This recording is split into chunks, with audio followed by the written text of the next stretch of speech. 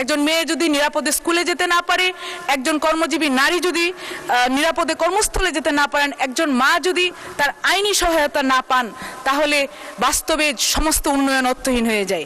অংশগ্রহণ করবেন মানসুরা আক্তার, আসন নম্বর 326। মানসুরা আক্তার, আপনার সময় 5 মিনিট। ধন্যবাদ আপনাকে। বিসমিল্লাহির রহমানির রহিম। মাননীয় স্পিকার, আপনাকে ধন্যবাদ। মাননীয় স্পিকার, আজ সংসদে আমার প্রথম বক্তব্য। আমি কৃতজ্ঞতা প্রকাশ করছি মহান আল্লাহ তাআলার দরবারে।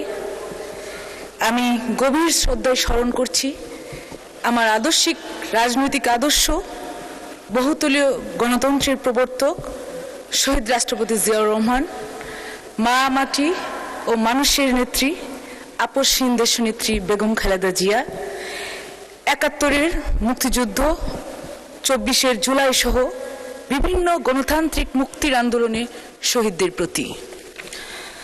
মাননীয় স্পিকার, আমি আজ ২০২৬-২৭ অর্থ বছরের প্রস্তাবিত জাতীয় বাজেটের উপর আলোচনা করতে দাঁড়িয়েছি একজন সংসদ সদস্য হিসেবে, একজন নারী হিসেবে, এবং দেশের কোটি কোটি নারী, মা, কন্যা শিশু, কর্মজীবী নারী, উদ্যোক্তা নারী এবং প্রান্তিক নারীদের প্রতিনিধিত্বের দায়িত্ব থেকে।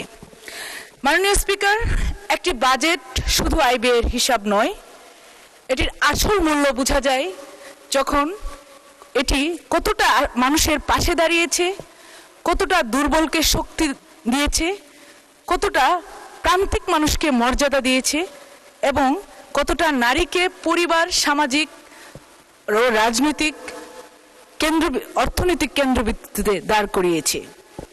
এই বিবেচনায় আমি বলবো ২০২৬-২৭ অর্থ বছরের বাজেট নারী উন্নয়ন, মাতৃ সুরক্ষা, শিশু সুরক্ষা এবং সামাজিক ন্যায্যতার একটি গুরুত্বপূর্ণ উদ্যোগ।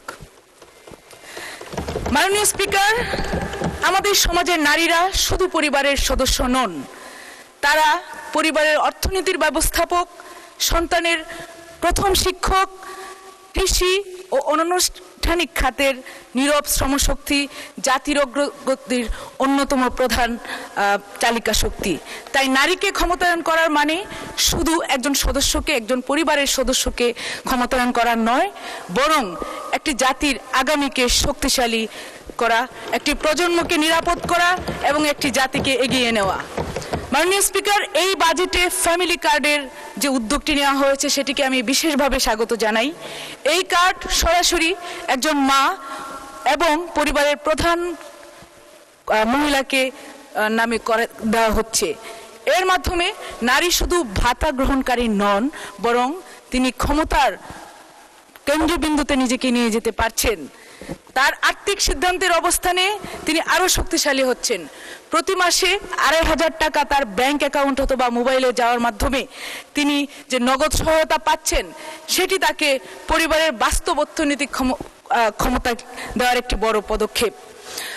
মাননীয় স্পিকার, আগামী অর্থ বছরে ৪১ লাখ নারীকে ফ্যামিলি কার্ড প্রদানের যে সিদ্ধান্ত আনার যে প্রস্তাব, সেটি নারী ক্ষমতায়নের একটি যুগান্তকারী উদ্যোগ বলে আমি মনে করছি।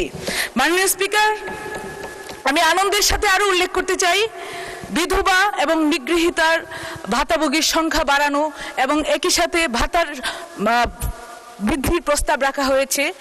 আমাদের সমাজে বিভিন্ন নারীরা আছেন যারা স্বামীহারা, পরিবারহারা এবং সামাজিক নিরাপত্তা বঞ্চিত আছেন।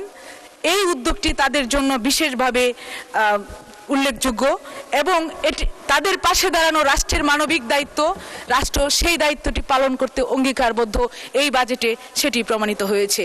মাননীয় স্পিকার, মাতৃত্ব শুধু একটি ব্যক্তিগত বিষয় নয়, এটি জাতীয় দায়িত্ব এবং একটি সুস্থ মা, একটি সুস্থ শিশু এবং একটি শক্তিশালী ভবিষ্যৎ বাংলাদেশ।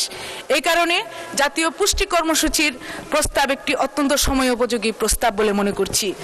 মাননীয় স্পিকার, নারী নিরাপত্তা একটি গুরুত্বপূর্ণ উদ্যোগ। নারী নিরাপত্তা ছাড়া কখনো নারীর পূর্ণতা পাওয়া যায় না।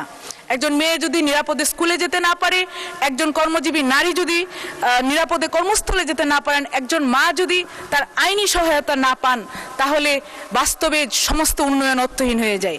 তাই নারী ও শিশু নির্যাতন প্রতিরোধে আইনি ও প্রযুক্তি সক্ষমতার বৃদ্ধি, ফরেনসিক ডিএনএ প্রোফাইলিং ল্যাবরেটরি স্থাপন, বিভাগীয় ডিএনএ স্ক্রিনিং ল্যাব প্রতিষ্ঠা, কুইক রেসপন্স টিম সহ যে উদ্যোগগুলো নেওয়া হয়েছে সেটিকে গুরুত্বপূর্ণ বলে মনে করছি। তবে মাননীয় স্পিকার, শুধু বরাদ্দ দিলেই হবে না। প্রতিটি জেলায় নারী ও শিশু নির্যাতনের মামলা দ্রুত নিষ্পত্তি